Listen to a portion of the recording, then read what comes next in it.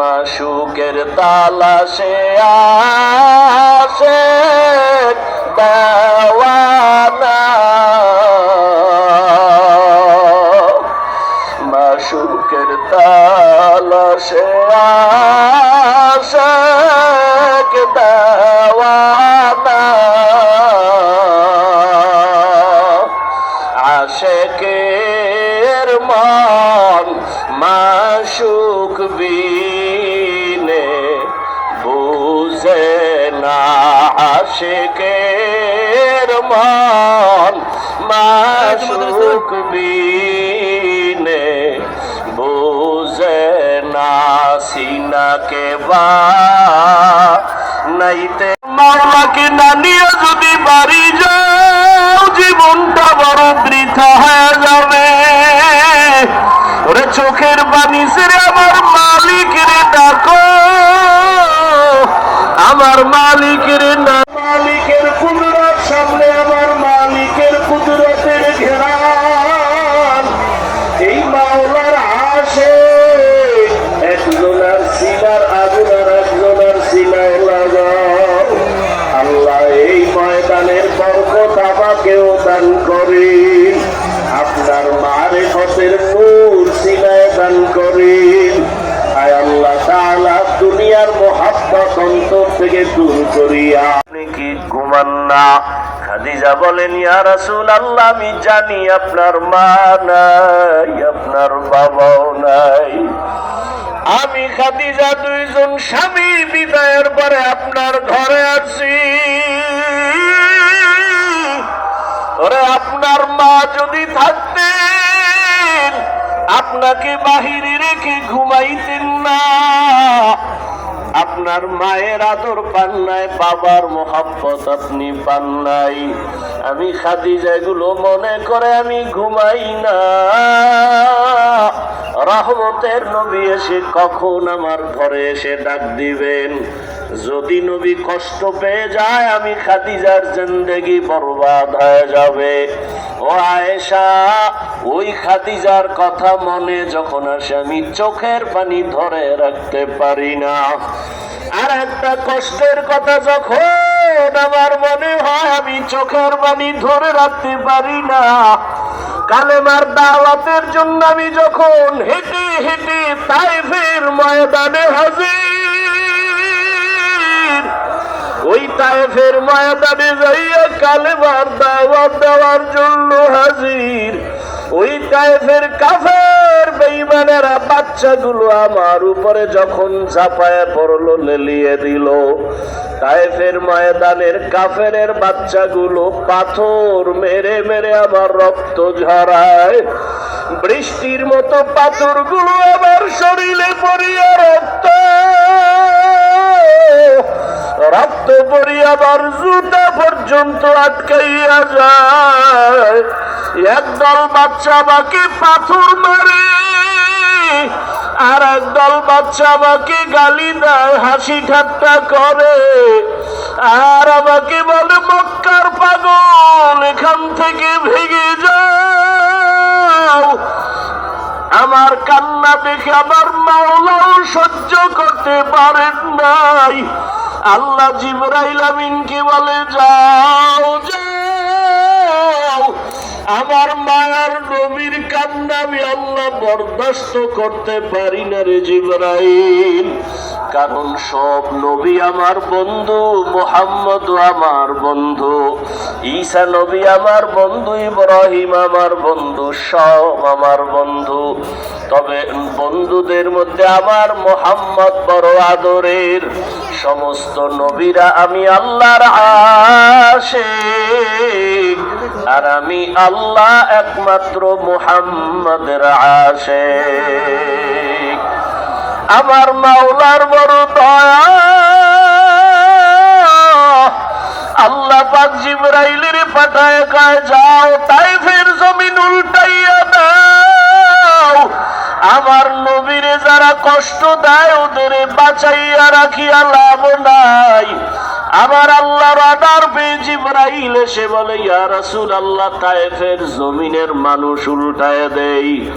নবী বলেন, না ভাই জিবরাইল, ওদের মারবা না। ওরা আমাকে চিনে না, জানে না যে আমি কে।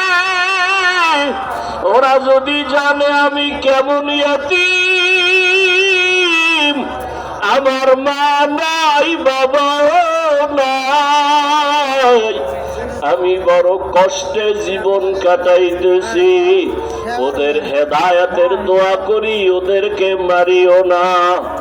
ও আয়েশা, যখন আমার তায়েফের কষ্টের কথা মনে পড়ে আমি আর সহ্য করতে পারি না। আর একটা দুঃখ আর কষ্ট যখন আমার মনে আসে আমি ভয়ে কান্না করি। আম্মা জান বলেন, সেটা কি? বলে, হাসরের ময়দানের ভয়ঙ্কর হালাত। এমন অবস্থা হবে, জমিনটা হয়ে যাবে তামার। সূর্যের গরমে মানুষের মাথার মগজগুলো টাস টাস করে ফেটে যাবে। হাসরের ময়দানে জাহান্নামের আওয়াজ। জাহান্নাম বলবে, আল্লাহ, বেনামাজি গুলো কই, আমারে দাও। ওই সময় নবীরা পর্যন্ত কান্না করবেন, আমার উম্মতের উপায় কি হবে? এই ভয় আমি কান্না করি, আমার উম্মতের কেমন হালাত হবে। দুনিয়াতে সূর্যের গরম সহ্য করা যায় না, বেতের বাড়ি সহ্য করা যায় না, গুনাহগারের জাহান্নামের আগুনের গরম বড় ভয়ঙ্কর। আমার নবী উম্মতের হালাতের কথা চিন্তা করে কান্না করেন। আল্লাহ ডাক দেয়, বান্দা কত আর গুনাহ করবা, আমার আদালতে দাঁড়াইয়া হিসাব দেওয়ার ভয়। সময় থাকতে তওবা করো আর বলো, হে মালিক, ওরে গুনার কারণে আমার হাত না পাক, আমার চোখ না পাক, আমার জিহ্বা না পাক, আমার অন্তর না পাক। ও আল্লাহ, তওবা করি আর গুনাহ করব না রে আল্লাহ। এ জীবনে না করিলাম বন্দেগী, গুনাহ করে কাটাইলাম জিন্দেগী, গুনাহ করে কাটাইলাম জিন্দেগী। তওবা করে আবার তওবা ভাঙিলাম, তওবা করে